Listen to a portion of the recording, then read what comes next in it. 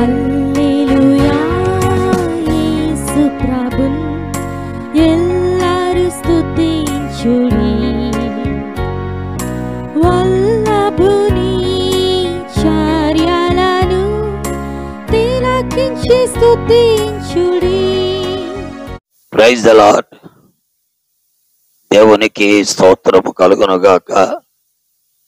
చేరువచ్చిన ప్రియులందరూ కూడా ప్రభు యొక్క పరిశుద్ధమైన నామములో మీ అందరికీ శుభాలు తెలియజేస్తూ ఉన్నాం. దేవుని యొక్క మహిమ మీతో ఉండాలి అని దేవుడు కోరుతున్నాడు. ఆ దేవుని ఎరిగి ఆయన మార్గంలో నడవాలని కూడా అపేక్షిస్తున్నాడు. ఈ సమయంలో దేవుని వాక్యములో యెషయా గ్రంథం 53వ అధ్యాయము 9వ వచనం ఆఖరి భాగం. నిశ్చయముగా అతడు అన్యాయమేమయో చేయలేదు. నిశ్చయముగా అతడు అన్యాయమేమీ చేయలేదు. దేవుడు న్యాయవంతుడు. ఆయన అన్యాయము చేసేటువంటి వాడు కాదు. ఒక గొప్ప దైవజనుడు యోబు జీవితంలో ప్రభువుని గురించి ఏమని పలికారు అంటే, యోబు గ్రంథం 1వ అధ్యాయం ఆఖరి వచనం చదువుతుంటే,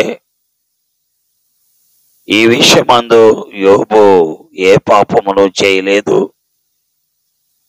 దేవుడు అన్యాయము చేసినని చెప్పలేదు. కాబట్టి ప్రియులారా, దేవుడు న్యాయవంతుడు. ఆయన అన్యాయము చేసేటువంటి వాడు కాదు. యోబు గ్రంథము 34వ అధ్యాయం మనం చూస్తుంటే అక్కడ రాయబడిన మాట మనకు కనబడుతుంది. 12వ వచనం, యోబు గ్రంథం 34:12. దేవుడు ఏమాత్రమును దుష్కార్యము చేయడు. దేవుడు ఏమాత్రమును దుష్కార్యము చేయడు.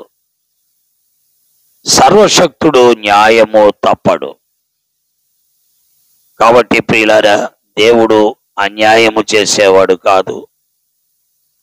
ఆయన న్యాయము తప్పేవాడు కూడా కాదు.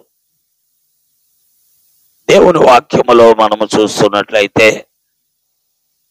తిమోతికి రాసిన 2వ పత్రిక 4వ అధ్యాయం 8వ వచనములో ఆయనకు నీతి గల న్యాయాధిపతి అని పేరు పెట్టబడి ఉన్నది.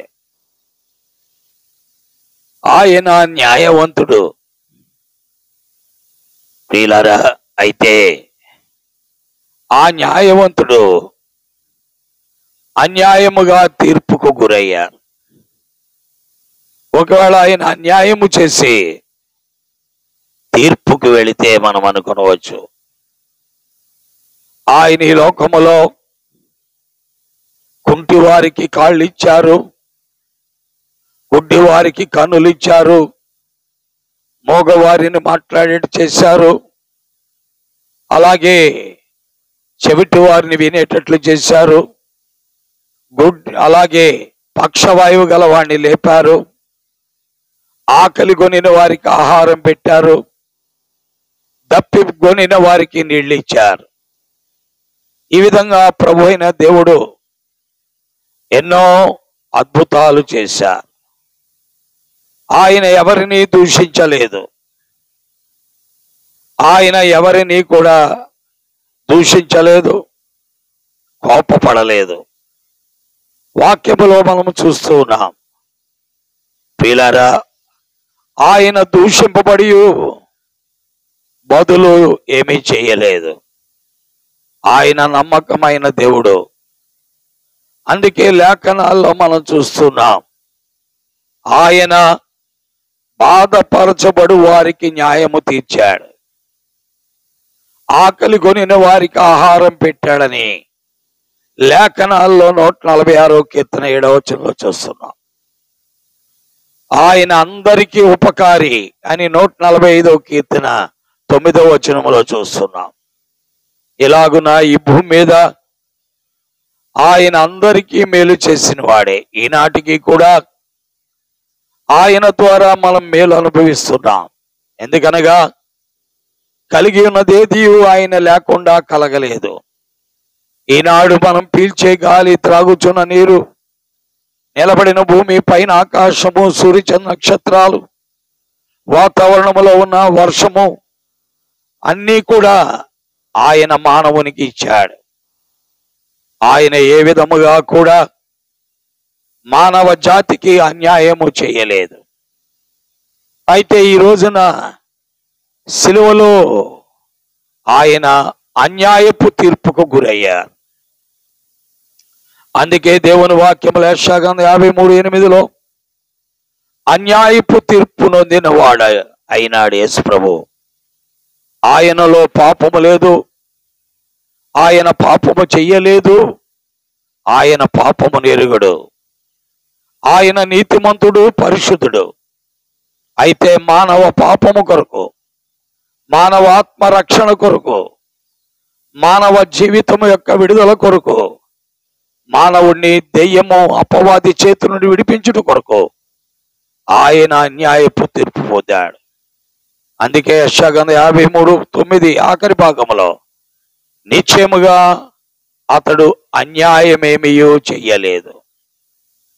న్యాయవంతుడైన దేవుడు అన్యాయస్తులైన మానవుల కొరకు, అన్యాయస్తులైన విద్యావంతులు, అన్యాయస్తులైన ధనికులు, అన్యాయముతో కూడిన సమాజము కొరకై సిలువలో బలయ్యారు, రక్తము చిందించారు, చనిపోయారు, తిరిగి లేచారు. ఈనాటికి ఆయన ఎద్దకు వచ్చే వారికి ఆయన సమీపంగా ఉంటూ ఉన్నాడు. కాబట్టి ఈ మాటలు వింటున్నా ప్రియులారా, ప్రభువునందు విశ్వాసం ఉంచండి. ఆ ప్రభువుకు వేరుగా మనం ఏమీ చెయ్యలేం. యేసుక్రీస్తు అందరికీ ప్రభు ఈ మాటలు మన మధ్యలో దీవించి మనము ఆయన నమ్మి వెంబడించినట్లుగా ఆ సత్యవంతుడైన దేవుడు వినువారందరికీ సహాయము చేయనుగాక. ఆమేన్. ప్రార్థన. ప్రేమ కలిగిన మా తండ్రి, పరిశుద్ధుడు అయిన దేవా, నీకు స్తోత్రాలు. నీవు మా కొరకై అన్యాయము చేయబడ్డావు. నీవు మాత్రం అన్యాయం ఏమీ చెయ్యలేదు. మా కొరకై న్యాయవంతుడు అయిన మీరు అన్యాయపు తీర్పు నొందారు. వాక్యం వింటున్న ప్రజలు గ్రహించి గుర్తిరిగి వారు పరిపూర్ణముగా నీకు లోబడుటకు సహాయపడమని, వాక్యమును ముద్రించి ఫలితాల్లోకి తెమ్మని యేసు నామములో ప్రార్థిస్తున్నాను తండ్రి. ఆమేన్. Praise Lord. అందరికీ వందనాలు. దేవుడు మిమ్మల్ని దీవించుగాక. చంద్రులారాయిలా దేవుని స్తుతించుడి, హృదయమును వెలిగించిన యేసుని స్తుతించుడి.